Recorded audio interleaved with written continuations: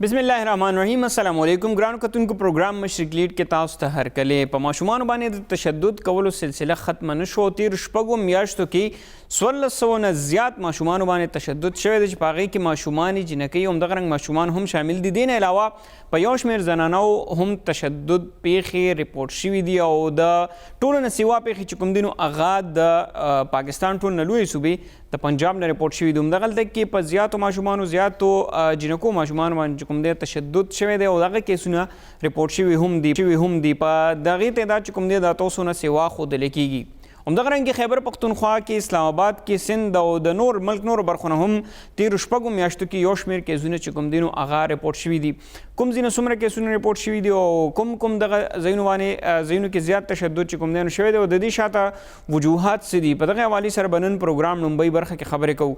صوبایي وزیرانو سره به هم په دې حوالې سره کوشش کوو چې رابطه وکړو چې هغوی په دې اړه باندې تر اوسه پورې څه قانون سازي کړې ده او چې کوم خلکو باندې الزام ثابت شي چې دی ماشومانو باندې تشدد کړی دی، ظلم کړی دی یا زیاتې کړی دی، نو هغې خلاف څه سزا کیدی شي. تر اوسه پورې څومره سزاګانې شوي دي. موږ روزانه په بنیاد باندې ګورو چې څه نه څه دغسې یو افسوسناک خبر موږ مخې ته راځي. څو ورځې وړاندې هم په نوخار کې یو پیښه مخې ته راغله د کوم نه پس چې په علاقې خلک نه صرف غمجن بلکې نور د ملک نورو برخو کې هم د دې سختو ټکو کې چې کوم دی نو هغه مذمت شوی دی. دغه سلسله چې کوم دی نو د قصور زینب نه شروع شوي او تر اوسه پورې چې کوم دی نو دغه سلسله روانه ده. آیا دغه سلسله به کله ختمیږي؟ په دې کې به کمې کله راځي او د نور کالو په نسبت باندې دا ځلته د شپږو میاشتو کې کیسونه زیات ریپورټ شوي دي که نه کم ریپورټ شوي دي. دا د پروګرام لومبۍ برخه ده. همدغه رنګ ننني پروګرام دویمه برخه کې به مونږ خبره کوو چې پاکستان تحریک انصاف یو ویژن سره راغلی و. په هغه ویژن کې دا خبره هم شامله وه چې پاکستان کې به 50 لکه کورونه د غریبو خلکو دپاره جوړیږي. دغه دپاره خیبر پختونخوا حکومت څه کوي او په خیبر پختونخوا کې به څومره کورونه جوړیږي او څومره هاوسینګ سوسایټیز دي چې هغې باندې حکومت لګیا دی کار کوي. دې نه علاوه 160 غیر رجسټرډ هاوسینګ سوسایټي هم ریپورټ شوي دي. د انکشاف شوی دی چې په ټوله خیبر پختونخوا کې 160 غیر هاوسینګ سوسایټیز چې هغه رجسټرډ نه دي.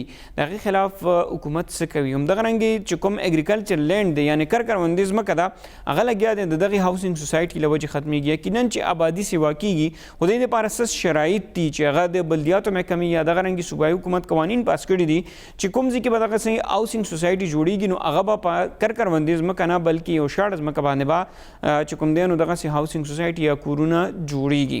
آیا دې دپاره څومره خیال ساتلی شي او څومره پورې خیال نشي ساتلی؟ په دې حوالې سره به هم خبرو کوو د پروګرام دویمه برخه کې. همدغه رنګ د ننني پروګرام اخیری برخه کې به د چترال سیلاب جایزه خورو چې تر اوسه پورې د دغه چترال کې اپر چترال کې چې کوم سیلاب راغلی و په هغې کې څومره نقصان شوی دی، څومره کورونو ته نقصان رسېدلی دی او څومره امدادي کاروایانې چې کوم دی نو هغه جاري دي.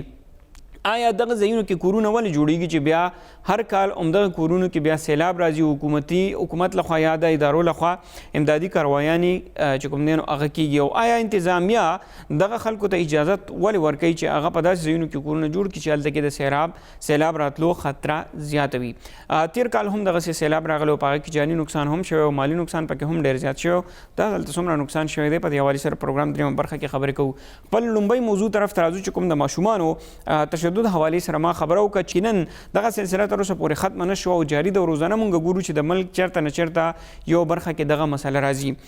یو ریپورټ د غیر سرکاري تنظیم لخوا چې ساحل نوم دی د ماشومانو تشدد حوالې سره په دې باندې کار کوي او چې کوم کیسونه ریپورټ کیږي د اخبار په ذریعه باندې یا دغه رنګ نور چې څومره سورسز دي د هغې په ذریعه باندې چې کوم ریپورټ کیږي نو هغه ځان سره ډیټا جمع کوي او هر شپږ میاشتې پس چې کوم دی دغه ریپورټ جاري کوي. دا ځل هم د جنورۍ نه تر جونه پورې دا ریپورټ جاري شوی دی. په دې حوالې سره خبرې به کوو. موږ سره به سماجي کارکونه سدرا همایون د ټلیفون لارې د سکایپ لارې موجود دی چونکہ پختو کې نہ اردو کی خبریں کہیں نوئی سر اردو کی خبریں کہو. سدرا همایون آپ کو پروگرام میں خوش آمدید کہتے ہیں. مہربانی، شکریہ. ہر سال ہر 6 مہینے بعد اسی طرح کا ایک رپورٹ ہمارے سامنے آتا ہے جس میں ہزاروں بچے تشدد کا نشانہ بنتے ہیں. اس سال سب سے زیادہ اس 6 مہینوں میں پچھلے 6 مہینوں میں سب سے زیادہ کیسز پنجاب سے رپورٹ ہوئے. پچھلے 6 مہینوں کی نسبت یہ رپورٹ کیسا رہا؟ کیا اس میں کمی آئی ہے یا زیادتی آئی ہے؟ دیکھیے اعداد و شمار جو 6 ماہ کے ہیں اس حوالے سے تو میں یہ کہوں گی کہ آنے والے 6 ماہ میں ہم اس پہ اینٹیسپیٹ کر سکتے ہیں یا ہمیں افسوس ہوگا کہ مزید اتنے ہی کیسز اور سامنے آئیں گے. اور کمی یا زیادتی کے حوالے سے یہ کہوں گی کہ اعداد و شمار کے سامنے آنے سے یہ نہیں کہا جا سکتا کہ کم اعداد و شمار ہیں تو شاید کیسز میں کمی ہو گئی ہے. بعض دفعہ رپورٹ نہیں ہوتے اور پنجاب کی اچھی رپورٹنگ کی وجہ سے پنجاب کے بہت سے اور پوائنٹس ہیں جس کی وجہ سے وہاں سے ہمیں اعداد و شمار جو ہے وہ زیادہ تعداد میں ہمارے سامنے آتے ہیں. آپ یہ دیکھ سکتے ہیں کہ پنجاب کو شاید سڑکوں کی جو رسائی ہے وہ زیادہ موجود ہے, وہاں کا جو رپورٹر ہے وہ بہت آسانی سے مختلف اخبارات میں جو ہے وہ خبر دے سکتا ہے. تو یہ بہت سے فیکٹرز ہیں اور لیکن یہ نہیں کہا جا سکتا کہ کمی آئی ہے. اچھا, رپورٹ تو یہاں خیبر پختونخوا میں بھی ہوتے رہتے ہیں, ایک آدھ کیس آ بھی جائے تو میڈیا یہاں پہ رپورٹ کرتی ہے اس قسم کی خبریں. پھر اس کا یہ مطلب تو نہیں ہے کہ خیبر پختونخوا میں کم کیسز ہوتے رہتے ہیں بنسبت پنجاب کے؟ نہیں, ایسا بالکل نہیں ہے کہ خیبر پختونخوا میں کوئی کیسز کم ہوتے ہیں. بات یہ ہے کہ کے پی کے سینیریو کے اکارڈنگ اگر آپ مجھے اجازت دیں اور ویورز اور دیکھنے والے بھی اس چیز کو سمجھنے کی کوشش کریں کہ وہاں پر جو تہذیب ہے, ثقافت ہے اور جو سوشل ٹیبوز ہیں اس کے مطابق ایک باپ کا نکل کے تھانے میں اپنے بچے یا بچی کے حوالے سے ایسی خبر جو ہے اس کو رپورٹ کرنا اس کے لیے بہت زیادہ شرم آڑے آ جاتی ہے. تو اس کی بنیاد پہ تو بہت ہی کم کیسز ہیں. میڈم یہ تو ایک جنرل فینومینا ہے, آج کل تو باپ کو کوئی نہیں دیکھتا, میڈیا میں رپورٹ آ جاتی ہے, سوشل میڈیا پر کوئی نہ کوئی اپلوڈ کر دیتا ہے اور ادھر سے ہی میڈیا اٹھا لیتی ہے, رپورٹ تو ہوتی رہتی ہے. لیکن پنجاب کی آبادی بھی زیادہ ہے بنسبت خیبر پختونخوا کے, تو کچھ فیکٹرز تو ایسے ہیں, لیکن پنجاب میں کہاں سے زیادہ ایسے رپورٹ ان بچوں پر جو تشدد کے واقعات ہیں کہاں سے رپورٹ زیادہ ہوتی رہتی ہے؟ پنجاب میں جو ہے وہ ٹاپ پر اگر میں کہوں تو وہ راول پنڈی جو ہے وہاں سے رپورٹ ہوتے ہیں بہت زیادہ کیسز. فیصل آباد ہے, ملتان ہے, لاہور ہے, یہ سارے پنجاب کے علاقے ہیں. اور اس میں کوئی ظاہر ہے کہ یہ جو اعداد و شمار ہیں اس میں کوئی مقابلہ تو نہیں ہو سکتا کہ پنجاب میں زیادہ ہے تو پھر کے پی میں کم ہے. بات تو یہ ہے کہ اس ایشو کے اوپر سوال اٹھانے کی اور اس پر آواز اٹھانے کی بہت ضرورت ہے. نہ تو کے پی کے بچے کے ساتھ ایسا ہونا چاہیے, نہ پنجاب میں کسی بچے کے ساتھ ایسا ہونا چاہیے.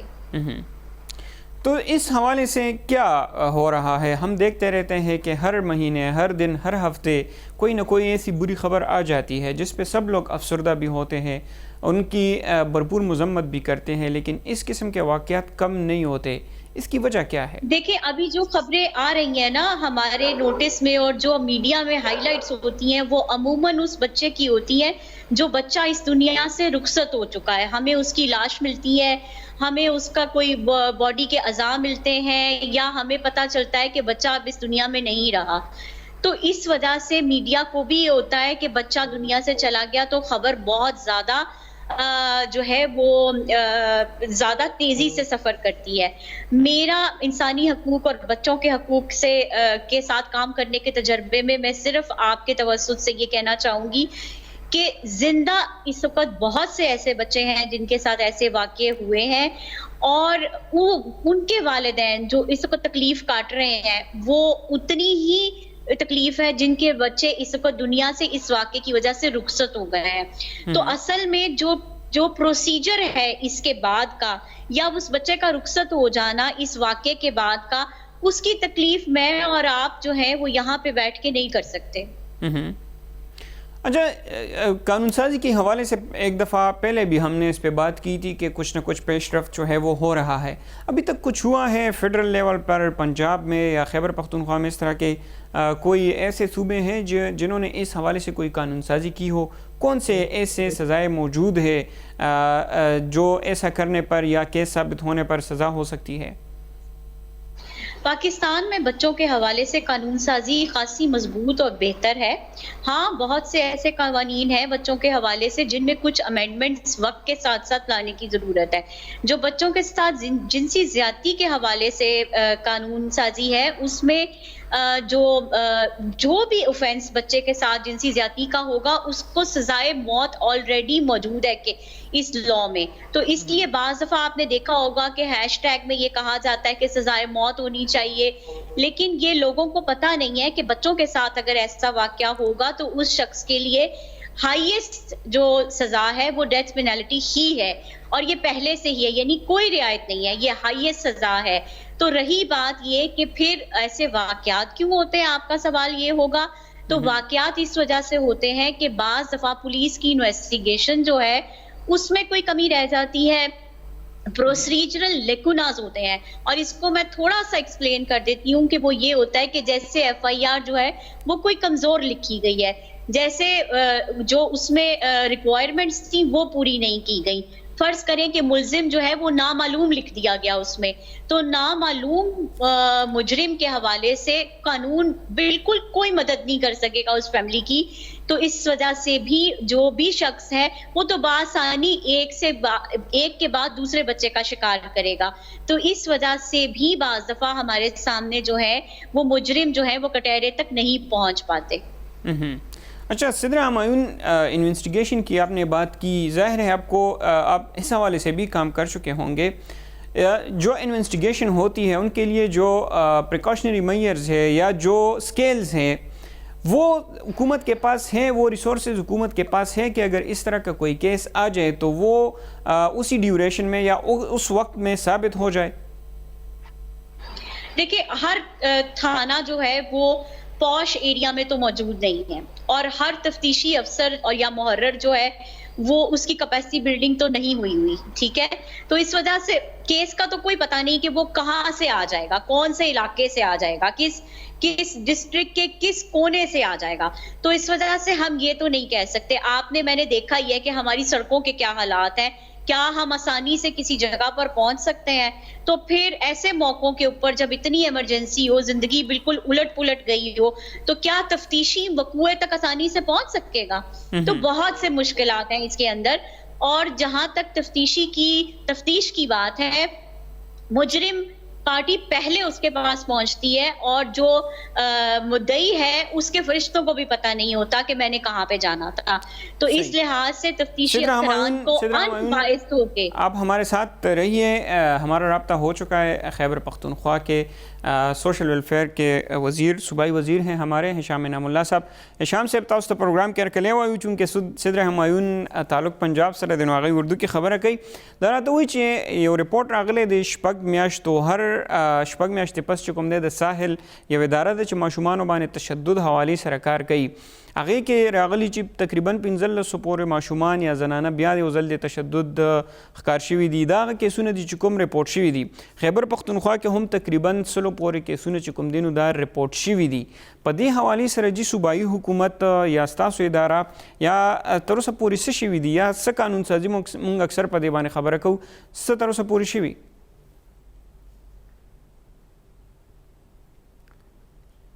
هشام صاحب تاسو زما آواز اورئ؟ صحیح, هشام صاحب سره دوباره چې کوم دی رابطے کولو کوشش کوو, ٹیلیفون لار پر ذریعہ باندې هغه خلو. صدر همایون, آپ اپنی بات جو ہے وہ جاری رکھیں جو آپ انویسٹیگیشن کے حوالے سے بات کر رہی تھی. میں تفتیشی افسران کی جو استعداد کاری ہے یعنی کیپیسٹی بلڈنگ کے حوالے سے بات کروں گی, اور اس سلسلے میں جو آئی جی کے پی ہیں ان کو ہنگامی طور پہ اقدامات کرنے ہوں گے. اور میں یہ بھی کہنا چاہوں گی کہ وہ افسران جن کا تو اس موضوع یا اس مسئلے سے کوئی دلی رابطہ یا جڑت ہے جس سے ان کو دلی سکون ملتا ہے کہ وہ کسی کی ایسے کیس کو سالو کریں, ان افسران کو یہ ذمہ داری دینی چاہیے جو جینڈر بیس کرائمز کے حوالے سے یعنی کہ صنفی تشدد کے حوالے سے وہ کیسز کو سالو کرنے کے ماہر ہوں. ان کو ایسی ٹیم آپ کے پی پولیس کو بنا دینی چاہیے. ٹھیک ہے, صحیح ہے, آپ ہمارے ساتھ ہی رہیے. ہشام انعام اللہ صاحب سره زموږ رابطه شوې ده. ډاکټر هشام انعام الله صاحب تاسو ته پروګرام کې ارکلې وایو. ډیره مهرباني جی, د مشرق ټي وي او د تاسو زه ډیر شکرګزار یم چې تاسو ماته موقع راکړه او د پروګرام حصہ مو جوړ کړم. ډیره مهرباني. هشام صاحب دا راته وایي چې هر شپږ میاشتې پس ساحل یو اداره ده چې کوم ماشومانو باندې تشدد حوالې سره کار کوي, دغه کیسز چې کوم رپورټ کیږي هغه ځان سره ډیټا ساتي. 13 شپږ میاشتو ډیټا چې کوم دی رلی شوي خیبر پختونخوا حوالې سره که مونږ خبرو کو تقریبا 100 پورې کیسز چې کوم دي نو هغه رپورټ شوي دي. تاسو هم په دې حواله سره بار بار دا ویلي دي چې قانون سازي به کوو یا پولیس به چې کوم دی هغوی ته به اکوپمنټس ورکوو یا به دغه رنګې مختلف قسمه لیبارټریز جوړوو. څه شي وي تر اوسه پورې چې موږ اکثر ګورو دغسې کیسز روزانه رپورټ شي خو به صرف رپورټ شي هغې د پسته بیا خبره ختمه شي؟ جی دیکھې به زه دا ووایم ټولو نه اول خو به زه دا وایم چې د ماشومانو او ښځو سره چې دا واقعیات کم کېږي او څوک دې کې ملوث وي، ما په خیال باندې دې نه زیات وحشیانه حرکت کېدی نه شي او د دې سوچ کول هم ګناه دي. هغې نه پس به زه دا ووایم چې د پی ټي آی حکومت دې ځل شاته ځل هم ډېر مایلسټونز یې اچیو کړي خو دې ځل د وومن امپاورمنٹ کې او چایلډ پروټیکشن او چایلډ ویلفیر کې کافي کار کړی دی. تاسو ته به پته وي چې څو میاشتې مخکې نوښار کې کاکا صاحب کې یو وړوکې ماشومې سره زیاتی وشو، د هغې مرډر وشو. هغې نه پس وزیر اعلی صاحب هلته لاړو، زه خپله نوی سوشل ویلفیر منسټر شوم، زه لاړم چې د هغې کورنۍ کم درد موږ محسوس کوو. موږ دې ته وکتل چې نن موږ ځان دې کې ونه ګڼو ونه شمارو چې وایي موږ د حکومت حصه یو، بلکې موږ دې ته وګورو چې زموږ کور کې زموږ بچي دي. نو موږ دا سوچ وکړو چې یاره دا قانون چې دی کې لوپ هولز دي او دا مضبوطول غواړي. نو د وزیر اعلی صاحب په ډایرکشن باندې یو سپیشل کمیټي جوړه شوه، هغې چیرمنشپ مشتاق غني صاحب سپیکر صاحب وکړو، زه ورسره وم او هغې کې چې موږ کوم د خیبر پختونخوا چایلډ پروټیکشن اینڈ ویلفیر ایکټ دی هغې کې موږ امنډمنټس راوستل او امنډمنټس به زه لږ تاسو ته زر وښیم، صرف یو بریف یې درکوم خپل عوام ته چې دوی ته لږ پته ولګي چې موږ هغې کې څه وکړل. هغې کې چې کوم ځای کې سزا موجوده وه نو هغه سزا موږ نوره مضبوطه کړه او زیاته مو کړه، او چې کوم شیانو دپاره سزا نه وه هغې دپاره موږ اول ځل سوچ وکړو او هغه سزا مو پکې واچوله. نو ټولو نه اول چې کم خلک داسې دي چې هغه د ماشومانو اورګن ډیلینګ کې کار کوي نو د هغې سزا مونږ لایف امپریزنمنټ هم بوتلی ده او ډیت سینټنس هم پکې اچولی دی او د هغې فاین مونږ 20 लाख نه تر 50 लाख پورې ښودی دی.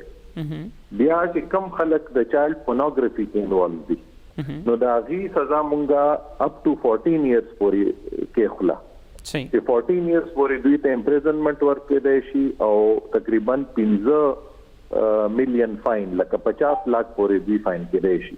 بیا چې کم خلک چایلډ سیډکشن کې چایلډ هراسمنټ کې دې کې انوالو دي نو د دوی سزا مونږ بوتله 10 کالو پورې لکه 10 کالو پورې دوی ته امپریزنمنټ ورکېدی شي او تقریبا 20 लाख روپو پورې دوی ته فاین کېښودی شي. بیا چې کم خلک چایلډ ټرافیکینګ کې انوالو دي هغې دپاره مونږ منیمم سزا چې دا 14 سال کې خدا او لایف امپریزنمنٹ پورې دوی ته سزا ملاوېدی شي او 50 लाख پورې دوی ته فاین ملاوېدی شي. نن چې دا د تاسو کوم ټاپک دی سیکسوال ابیوز د چلډرن هغې لحاظ سره موږ دا وکړل چې 14 سال پورې هغې ته امپریزنمنٹ ملاویږي او 50 लाख پورې به هغه خلکو ته فاین ملاویږي چې چا باندې دا ثابته شوي چې دوی سیکسوال ابیوز کې.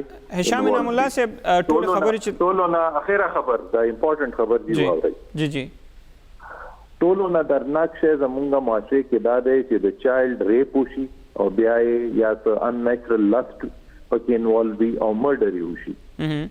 هغې ورځې کې زما خپل هغې ورځې باندې زما خپل ډسټرکټ لکي مروت کې در اپیزو یو ځای دی هغې کې یو ماشوم سره هم دا وشو نو هغسې هغه نه دی واقعي نه دی خدای پاک زموږ ټول پاکستان بچ ساتي ټول عالم اسلام دی بچ ساتي خو که داسې وشي نو هغې دپاره مونږ منیمم سزا امپریزنمنٹ اف لایف یې ښودې ده او هغې کې به مونږ ډیت سینټنس هم ورکوو او زمونږ د ټولو اسمبلی ممبرانو د سی ایم صاحب د مشتاق غني صاحب سپیکر صاحب دا تجویز و چې دې کې د پبلک هینګینګ وشي چې خلک یې وویني چې عبرتناکه سزا وي. نو فیډرل سزا فیډرل چې کوم قانون دی چونکې پبلک هینګینګ پروهیبټ کوي نو ما پکې دا تجویز ورکو چې د دې به مونږ چې کم سړی ډیت سینټنس هغه ته ملاو شي او دغه هینګینګ کېږي نو د هغې به مونږ آډیو ویژوال ریکارډینګ کوو او هغه اډیو ویژوال ریکارډینګ به مونږه اکسیسیبل کو ټول پبلک ته صحیح چې هر څوک یې وویني. ټیک شو هشام صاحب دا هر څه خو بالا کیږي چې کله پچا باندې جرم ثابت شي او صحیح به ثابت شي د لپاره بیا ساينټیفیک طریقه کار ضرورت دی. آیا دلته کې زموږ سره هغه اکوپمنټ شته زموږ پولیس سره زموږ دلته کې هغه لیبارټریانې هغه رنګ دي چې د ډي ان اے یا دغه رنګ نو ټیسټونه زر تر زر پورې وکړي زموږ خو ټیسټونه هم لاور طرف ته ځي د لپاره چې څه شوي دي یا څه کار په دې باندې کیږي که نه صرف قوانین جوړیږي؟ داسې چل دی جی چې د دې خو هر څه ما تاسو د قانون د خپل حکومت حصہ وګڼئ نو زه د دې هر څه دپاره ذمہوار یم. چې کوم زما خپله منسټري ده نن زه د هغې جوابدeh یم هغې کې قانون سازي ده هغې سره مونږ چایلډ پروټیکشن یونټس جوړ کړي دي او دا شاته هفته مو فعال کړل او را روان تقریبا یو نیمه میاشتې کې باغې کې اپوائنټمنټس وشي چایلډ پروټیکشن آفیسرز به کینی هغې کې مونږ اوس دا کوو چې یو انویسټیګیټیو فورس انټروډیوس کوو په هغې باندې مونږ لګیا یو. دا تاسو چې کومه خبره وکړه دا مو بالکل ټیک وکړه چې سزا ثابتول ډیره ضروري ده او سزا ثابتول هم مونږ د قانون کې زیات کوشش مو کړی دی چې زیات ښې طریقې سره مونږ د انویسټیګیټیو پروسیجرز لانچ کو په دې قانون په تھرو باندې چې سزا په هغه سړي باندې ثابت شي. لکه زه تاسو ته اگزامپل درکم چې اکثر قانون دا ګوري چې کوم ایویډنس د کیس کې ملاو شوی دی څومره ټایم بعد ملاو شوی دی که اگر ملاو شي نو سزا په د باندې ثابتېږي که ډیلی وشي هغه کې نو مونږ هغه کړی دی چې ودین ا فیو آورز پتا په هر صورت باندې به پولیس ویل میک شور چې هغه ایویډنس پیدا کی او خپل ریکارډ ته واچي. او تاسو چې څنګه وایي چې ماډرن اکوپمنٹ پکار دی ماډرن اکوپمنٹ خو جی مونږ سره وی بین فایټینګ ټیرریزم فار the last 20 years. پاکستان چې څوره فورسز دي که ملټري دا که پولیس دا وی آر پراؤډ اف دیم چې they are the only nation in the world چې کوم ټیرریزم ته ډیفیټ ورکو. نو که هغې سره مونږ وګورو نو د هغې نسبت کې د دې انویسټیګیشن او د دې خلاف ایکشن اخیستل دا ډېره اسانه خبره ده. I think we are fully equipped خو بس د دې سزاګانو او د دې قانون چې کوم ضرورت و مونږ وکړو را روان کیبنټ میټینګ کې د شاتني 2 ورځې مخکې کیبنټ میټینګ کې مونږ ډسکس کو او سی ایم صاحب زما په ریکویسټ باندې را ډایرکټیوز ایشو کړل چې را روان کیبنټ میټینګ کې به دا مونږه اپروف کوو او بیا به اسمبلی ته ځي او مونږ به دا ایکټ امینڈمنٹ پاس کو. ڈیرا مہربانی ہشام انعام اللہ صاحب چتا سو منگتا وقت کو سدرا ہمایون سے میں ایک کویسچن کرنا چاہوں گا. یہ بتائیں سدرا کہ ہشام صاحب کی تھوڑی بہت باتیں تو آپ کو سمجھ آ چکی ہوگی ایکوپمنٹس یہاں پہ نہیں ہے پولیس کے پاس یا ایسے جو اس کے ساتھ ریلیٹڈ ادارے ہیں ڈی این اے کا ٹیسٹ بھی لاہور تک جاتا ہے خواہ سندھ میں کیس ہو یا پنجاب میں ہو یا کہیں اور. آواز نہیں آ رہی. میری آواز اب آ رہی ہے؟ جی اب آ رہی ہے. اچھا یہ ہشام انعام اللہ صاحب کی باتیں تھوڑی بہت آپ کو سمجھ آ چکی ہوگی کہ اویئرنیس کس طرح لوگوں میں اویئرنیس آ سکتی ہے کہ وہ اس حوالے سے رپورٹ کرے. دیکھیں 3 طریقوں سے اس پہ عمل کیا جا سکتا ہے. ایک تو ظاہر ہے کہ ریڈیو کے ذریعے ٹی وی کے ذریعے سوشل میڈیا کے ذریعے. اس کے علاوہ ڈاکٹرز جنہوں نے میڈیکو لیگل کرنا ہوتا ہے اگر سائنٹیفک طریقے سے کوئی کرنے کی امینڈمنٹ کے ذکر بھی ہو رہا ہے اور یہ بھی ذکر کیا جا رہا ہے کہ سائنٹیفک طریقوں کے بارے میں بات چیت ہے تو اس وقت ڈاکٹر کی جو دلچسپی ہے اور ڈاکٹر کی ایمانداری وہ بہت ضروری ہے اس میڈیکو لیگل ڈاکٹر کی. تو یہ طریقے ہو سکتے ہیں جس کی بنیاد پر کل کو انصاف مل سکتا ہے. صحیح. بہت شکریہ سدرا ہمایون کہ آپ نے ہمیں وقت دیا اور پروگرام میں ہمیں ہشام انعام اللہ صاحب هم ډیره مهرباني په دې موضوع باندې نور هم چې کوم دی مونږ خبرې کول غوښتل خو چونکې د وخت کمی دی پروګرام کې وړی شن دمې وخت شوی دی دمې نه پس راځو بیا به خبرې کوو چې خیبر پختونخوا کې څومره غیر قانوني پرایویټ سوسایټیز دي.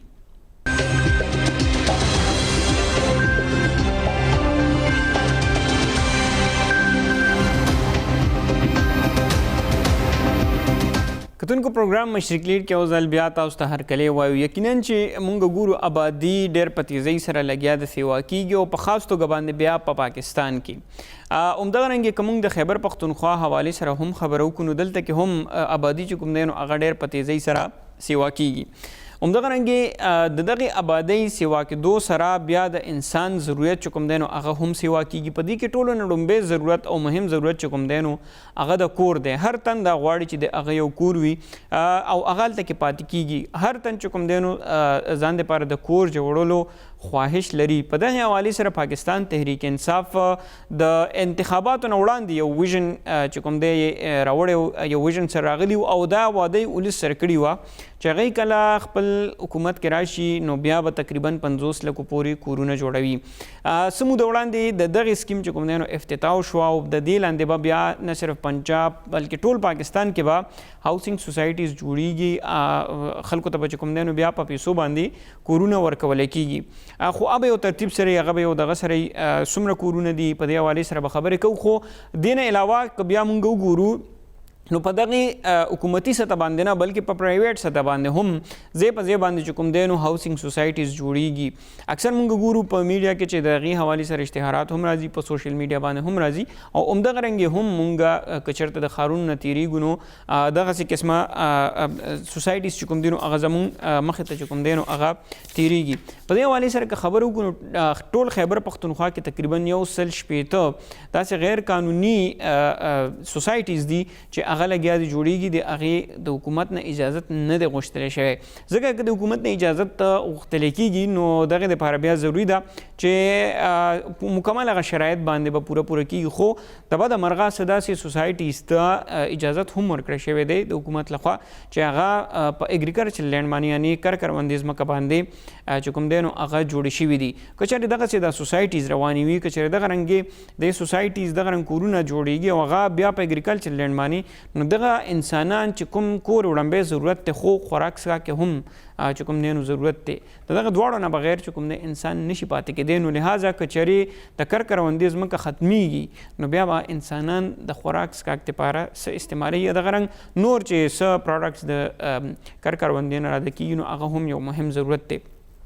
خبره به کوو په دې حوالې سره زموږ رابطه چې کوم دی نو شوي ده د هاوسنګ منسټر خیبر پښتونخوا چې کوم وزیر دی ډاکټر امجد علي صاحب سره. ډاکټر امجد صاحب سره به خبره کوو چې آیا هاوسنګ سکیم لاندې چې کوم پاکستان تحریک انصاف او ویژن سره راغلي و هغوی څومره پورې خیبر پښتونخوا کې دغه کورونه چې کوم دی نو هغه جوړ کړي دي. ډاکټر صاحب ډېره مهرباني چې تاسو موږ ته پروګرام کې وخت راکړو. دا راته ووایي چې پاکستان تحریک انصاف یو ویژن سره راغلي ویل چې به 50 لکه کورونه به پاکستان کې جوړو چې کله زموږ حکومت راشي. خیبر پښتونخوا کې تر اوسه پورې څومره کورونه لګیا دي جوړیږي، په کوم ځای کې جوړیږي او څومره پورې په دې باندې کار شوی دی؟ بسم الله الرحمن الرحیم. ډیره مننه ستاسو د ټول ناول. خو تاسو ته پته ده چې خان صاحب 50 لک کورونو واده الیکشن دوران کې د قوم سره کړی وه، بیا هغې ته عملي شکل ورکړی شو او په هغې باندې بیا پاکستان هاوسنګ فاؤنډیشن کار شروع کو. په ټولو صوبو کې په خیبر پښتونخوا کې هم صوبایي حکومت او بیا زمونږ پی ایچ ای چې دی هغوی ته تقریبا 10,000 کنال ځمکه په سړوځی پېښور کې ورکړه. دا ځمکه مخکې زموږ ډپارټمنټ اخیستې وه او په هغې کې به انشاءالله د دغې پاکستان هاوسنګ سکیم په تحت باندې 20,000 کورونه جوړیږي. د هغې ایم او یو هم ساین شوي ده، د هغې سروې هم کمپلیټ شوي ده او دا په جاینټ وینچر باندې به کېږي د فیډرل ګورنمنټ سره. نو دا خو زمونږ د هغوی سره سکیم ده. د دې نه علاوه ډي جي پی ایچ ای فیډرل هغه زموږ سره په کانټیکټ کې دی او نور سایډونه مختلف ځایونو کې موږ هغو ته ایډنټیفای کوو. نو انشاءالله نور کورونه به هم د هغوی دپاره موږ جوړو. په پوره خیبر پښتونخوا کې زموږ کوشش دا ده چې کم از کم 1 لاک پورې کورونو موږ هغوی ته انشور کړو چې هغې لینډ موږ هغوی ته پرووایډ کړو. سړوځی هاوسنګ سکیم کې زموږ سره 10,000 کنال ځمکه وه، پېښور نه چې لږ بهر وځي نو دا 20,000 خو به صرف هلته کې جوړیږي.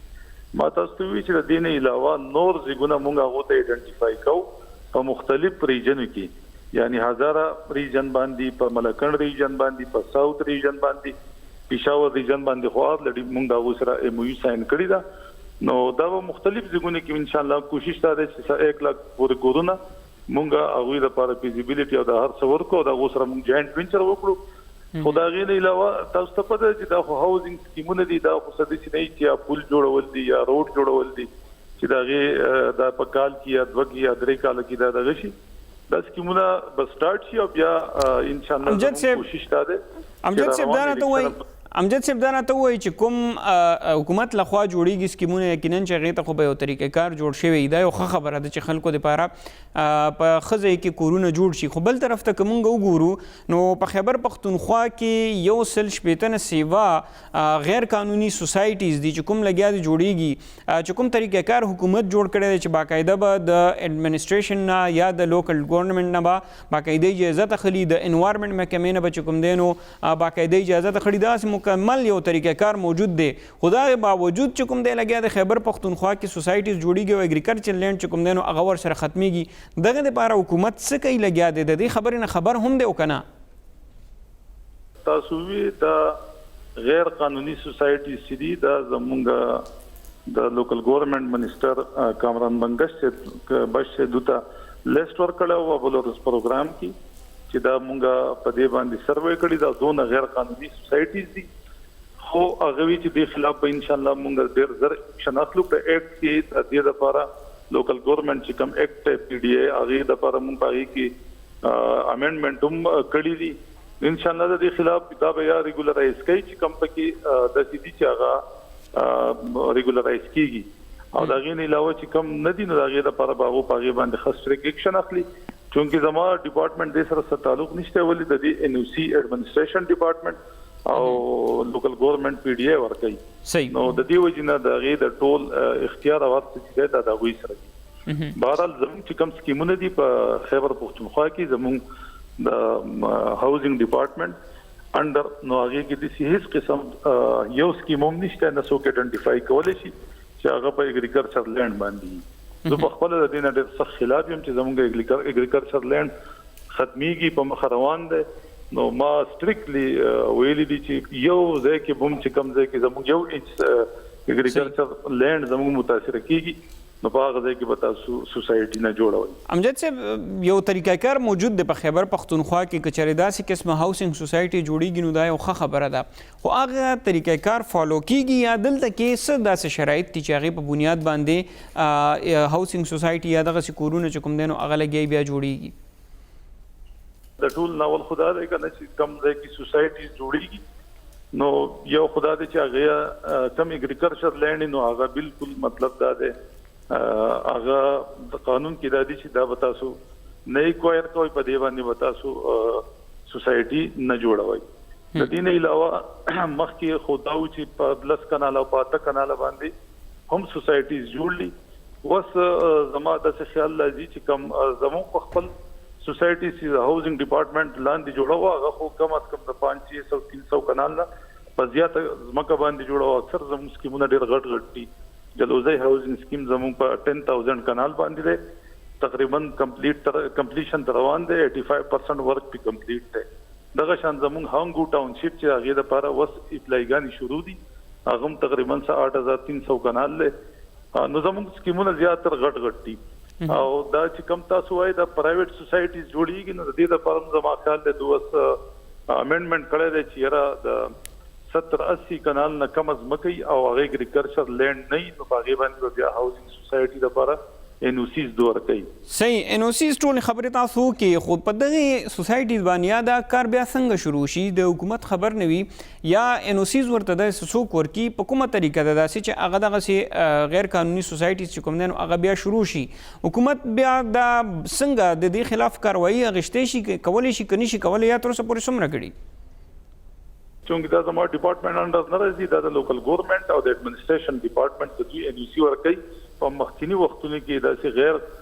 قانوني سوسایټیز ته ان او سیز ملو شوي دي چې هغه بالکل قابل مزاحمت دي او زیاتره په اګریکلچر لینډ باندې دي که تاسو وګورئ زیاتره سوسایټیز چې دي نو هغه په مردان کې دي په نوخار کې دي پېښور کې دي چې ټول دا زموږ اګریکلچر لینډ دی نو دا د 13 حکومتونو کارستانیان دي او ان شاء الله زموږ د حکومت بالکل واضح دا پیغام دی چې اګریکلچر لینډ به مونږ نه یوز کوو ان شاء الله صحیح ډاکټر صاحب تاسو خیبر پښتونخوا چې کوم دی نو د کابینې یو حصې یو برخه یقینا چې په دې حوالې سره به تاسو خبر هم یې او به طور یو صوبایي وزیر چې کوم اګریکلچر لینډ دی یعنې د کروندې ځمکه د هغه لګیا د ډېر په تیزۍ سره ختمیږي او 160 هاوسینګ سوسایټي مطلب دا دی چې دا یو ډېر غټ رقبې باندې به دا پیلاوي نو که دغه رنګې دا کورونه سیوا کیږي او په کروندې ځمکه باندې دا کورونه دغه کیږي نو بیا به را روان وخت کې مستقبل څه وي دغه اګریکلچر لینډ چې کوم دی هغه خو به ختم شي.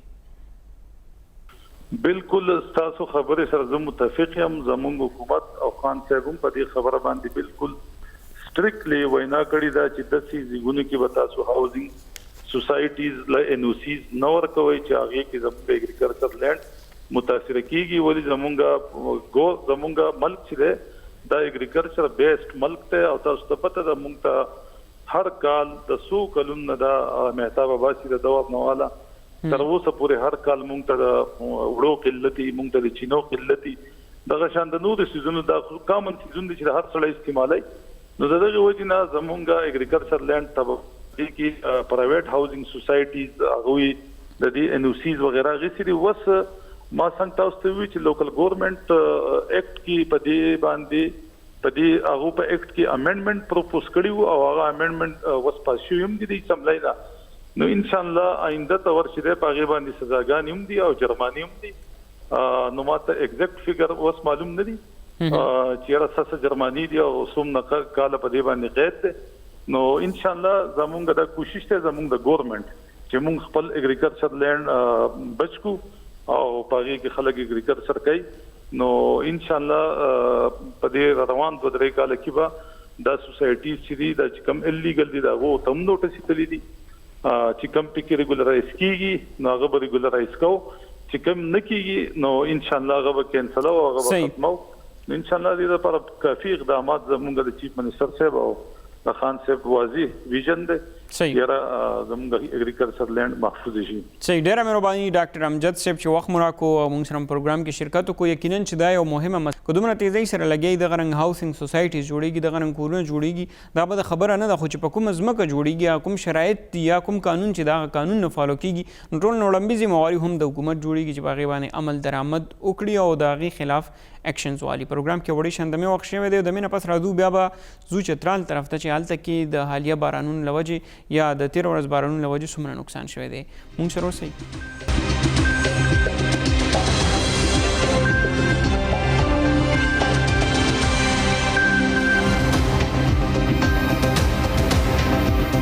جی کتونکو پروګرام مشرق لیډز کې یو ځل بیا هرکلې چې کوم مسله مونږ ډسکس کا خو یقینا همدغه د کورونو حوالې سره ده چې کورونه لګیا دي جوړېږي خو بل طرف ته دغه کورونه بیا په هغه ځایونو کې جوړ شي چې چېرته کې د سیلاب راتلو خطرات هم موجود وي. نه صرف اګریکلچر یعنې زرعي ځمکه ورسره چې کوم دی خرابېږي نو بل طرف ته که مونږ وګورو بیا لږ سیلاب هم راشي نو د هغه سیلاب له وجې بیا کورونو ته نقصان رسېږي مالي نقصان کېږي ځاني نقصان کېږي. همدغه رنګې بیا کورونه یا زرعي ځمکې ورسره هم چې کوم دی نو خرابېږي. اپر چترال کې هم د 13 ورځ بارانونو له وجې چې کوم دی نو تقریبا 20 نه سیوا کورونو پورې چې کوم دی هغې ته نقصان رسېدلی دی. دې نه علاوه څه مالي نقصان هم شوی دی ګاډي ورسره هم چې کوم دی نو هغه نښتې خراب شوي دغه رنګ موټر سایکلو پورې چې کوم دی نو هغه خرابې شوي دي بلکې څه علاقه کې ځمکه هم چې کوم دی نو هغه دغه سیلابي ریلې ځان سره وړي دي. هر کال همدغه رنګي که موږ وګورو نه صرف چترال بلکې چې څومره نور هم شمالي علاقې دي دې نه علاوه میداني علاقو کې هم په دغه مونسون کې یعنې د پشکال بارانونو دوران چې کوم دی نو د سیلاب راتلو خطرات موجود وي. په دغه حوالې سره که اګریکلچر ډپارټمنټ دی یا که دغه رنګې د اریګیشن ډپارټمنټ دی نو دا ټول مختلف یا متعلقه ادارې چې کوم دي هغوی صرف او صرف په دغه وخت کې چې کوم دی نو رابیدار شي دغه وخت کې ورته پته ولګي چې بارانونه دي.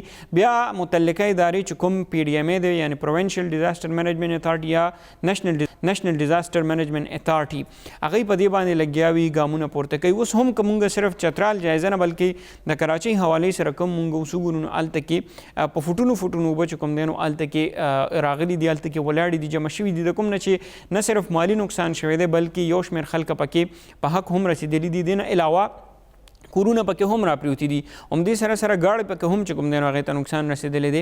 بازارونو کې چې څومره سودا پرته وه هغه پکې خرابه شوي ده صرف او صرف د دغې له وجې چې مونږ خلکه پلاننګ نه کوي او هغه نالو باندې کورونه جوړېږي چې کوم ځایونه نیچرل یا قدرتي اوبه چې کوم دی هغه ځایونو نه تېرېږي. په دغه حوالې سره که کوم مونږ د کال 2010 سیلاب جایزه هم صرف واخلو نو هغې په وجه باندې هم چې کوم دی نو څومره نقصان شوی چې کوم سیلاب رالو نو د هغې په وجه باندې چرسده نوخار دغه رنګې نور چې څومره ضلعې وې هغه په اوبو کې رالی او په زرګونو خلک چې کوم دی نو هغه متاثره شو. همدغه رنګې یو شمېر خلک چې کوم دی نو په هغې کې په حق هم ورسېدو. دې نه علاوه په زرګونو ځناور چې کوم دی هغه هم چې کوم دی نو مړه شو. سیلابونو چې کوم دی نو هغه یې وړو. ټول روغ کورونه چې کوم دی نو دغه سیلابونو یې وړو. هغه صرف او صرف دغه د وجې چې مونږ ګورو یو خو د قدرت له طرفه راځي آفت، خو هغه آفت نه ځان بچ کولو دپاره څوک هم د وړاندې نه چې کوم دی نو هغه ګامونه نه پورته کوي. د وړاندې نه دا سوچ نه کوي چې یاره په دغه مونسون یا د پشکال بارانونو کې په دغه ځای باندې سیلاب راتلی شي، دغه ځای باندې اوبه چې کوم دی نو راتلی شي او زمونږ ټول کور څه ټایم هم چې کوم دی نو دغه اوبه ځان سره وړلی شي. تاسو چې کوم دی نو که په سکرین باندې فوټیج هم ګورئ دغه ځای کې چې کوم چترال کې سیلاب راغلی و، چترال کې چې کوم تېره ورځ دغه مسله راغلي وه نو د هغې په وجه باندې هم یو شمېر مسایل چې کوم دی نو هغه مخې ته راغلي وو. په هغې کې دا و چې تقریبا 100 نه سوا کورونو ته نقصان رسېدلی دی. هغه کورونو ته اوبه ورغلي، هغه کورونو ته چې کوم دی نو هغه خټه ورغلي ده چې کوم هغه ځای کې لینډ سلایډنګ د وجې مخې ته راغلي وه. هغه کورونو کې چې کوم دی نو ګاډې انښتې دي او همدغه رنګې نور مسایل هم دي. خو بل طرف ته حکومتي چارواکي چې کوم دی نو هغه څه کوي. ډي جي پي ډي ایم اے پرویز صاحب موږ سره موجود دی، ټلیفون لري. هغې نه پوښتنه کوو چې تر اوسه پورې څه اقدامات شوي دي او څه روان دي هغه علاقو کې چې چېرته کې سیلاب راتلو خطره ده یا کوم کورونو ته نقصان رسېدلی دی. ډېرو مهرباني چې تاسو موږ ته وخت راکړو. چترال کې چې کوم نقصان شوی دی هغې دپاره تر اوسه پورې څه امدادي کاروایي نه شوي.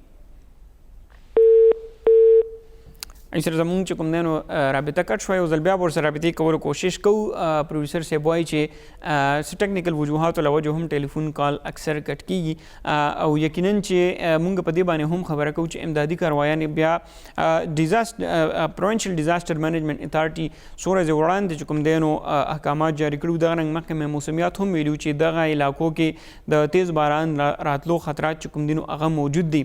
خو بل طرف ته چې کوم دی نو الرټس هم جاري شوي، ضلعي انتظامیې ته هم احکامات جاري شوي چې دغه ځایونو کې د زر تر زره حفاظتي اقدامات پورته کړی شي چې څومره پورې هم پوسیبل وي، چې څومره پورې هم ممکنه وي دغه ځایونو کې د اقدامات چې کوم دی نو هغه زر تر زره پورې پورته کړی شي. خو بیا هم د څه کارونه چې کوم دی نو شوي دي، څه امدادي سرګرمیانې چې ترسره شوي دي هغه خو شوي دي. خو د هغې د پسته بیا موږ ګورو چې دغه کورونه چې شل په اپر چترال کې یادېږي چې دغلته دې ته نقصان رسېدلی. دې نه علاوه د بجلۍ نظام ته هم چې کوم دی نو هغه نقصان رسېدلی دی. خو اکثر په دغه موسم کې د پروونشل ډیزاسټر مینجمنټ اتارټي لخوا یا د نیشنل ډیزاسټر مینجمنټ اتارټي لخوا دغه رنګې دا مسایل چې کوم دی نو هغې مخنیوی کېږي. که هغه د کال 2010 سیلاب دی یا که هغه نور چېرته داسې قدرتي افات راشي، که زلزله راشي، نو دغه ادارې لګیا بیا کارونه کوي. خو هغه امدادي کاروایي نه پاکستان سره یا زموږ ادارو سره هغه رنګې ریسورسز هم نه بیا چې هغه امدادي کاروایانې په وخت باندې وشي. ځکه چې تر اوسه پورې چې کوم د کال 2015 زلزله وه د هغې څه کورونه چې کوم دی نو هغه هم تر اوسه پورې نه دي جوړ شوي. بیا قدرتي آفاتو سره چې کوم دی نو هغه مقابله کول هم یو ډېر زیات ګران کار دی. نو که چېرې اوس دغه رنګ سیلابونه راځي یا دغه رنګې ډیزاسټرز راځي یا دغه رنګې نور چې کوم قدرتي افات دي هغه راځي، خو دا چې باران او دا سیلاب دا مسله ده نو دا خو هر کال چې کوم دی نو دغه رنګې بارانونه کېږي. مونسون کې څه کال لږ وشي، څه کال چې کوم دی نو هغه ډېر وشي. خو د هغې په وجه باندې چې کوم نقصان کېږي نو د هغې نقصان ازاله بیا چېرته کې وشي او چېرته کې چې کوم دی نو هغه بیا نه کېږي. که مالي نقصان وشي د هغې خو نقصان چېرته نه چېرته راپوره شي، خو چې کوم ځاني نقصان وشي نو د هغې ازاله یا د هغې پوره کېدل چې کوم دی نو هغه بیا ناممکنه خبره ده. ادارو تر اوسه پورې چې کوم دی نو هغه څومره پورې ګامونه پورته کړي دي. موږ بار بار رابطې کولو کوشش چې کوم دی نو هغه کوو د پروونشل ډیزاسټر مینجمنټ اتارټي سره چې هغه تر اوسه پورې په دې حوالې سره څه کېږي، خو چې کوم دی نو رابطه ورسره تر اوسه پورې ونه شوه. یقینا چې موږ به په دې موضوع نورې هم خبرې کړي وي. د چترال نماینده سره چې کوم دی موږ هم رابطه کوشش وکړو، خو دغلته کې رابطې هم فقدان دي، رابطې هم چې کوم دی نو کولو مشکلات راځي په دغه مخکې ته. لهذا پروګرام مو ختم شوی دی. اجازت په غواړو تاسو نه. الله پامان.